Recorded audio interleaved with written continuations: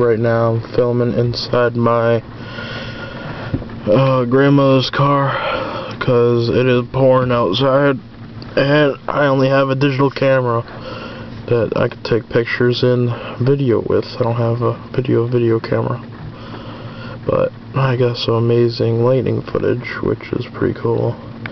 And as you can see, that red dot on the left-hand top-hand corner, that's from the camera.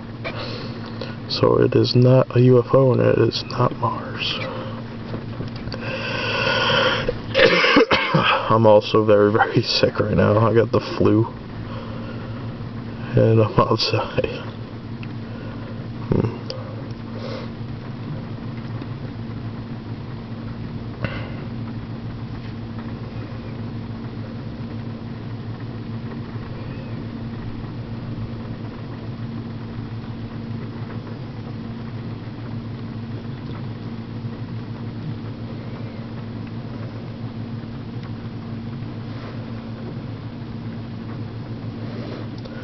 Wow, I can't believe I missed that. I was looking at the rain outside.